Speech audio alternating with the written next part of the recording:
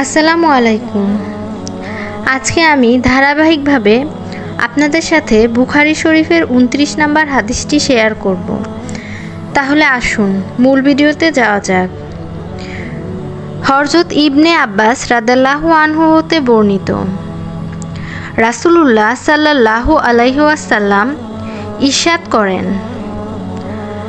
যখন আমাকে দোজখ অবলোকন করানো হলো তখন আমি দেখতে পেলাম দোজখের অধিকাংশই মহিলা যারা কুফরি করত।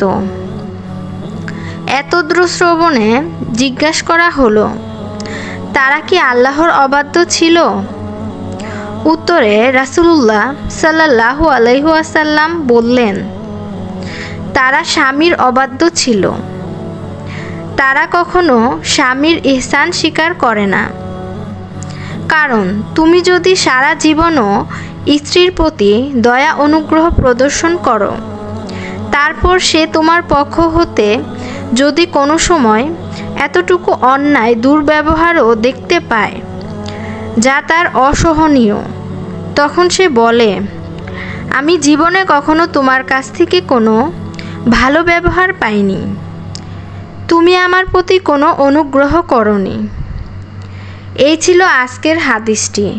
এমন আরও ইসলামিক ভিডিও পেতে হলে আমাদের চ্যানেলটিকে সাবস্ক্রাইব করুন। জাযাকাল্লাহু খাইরান।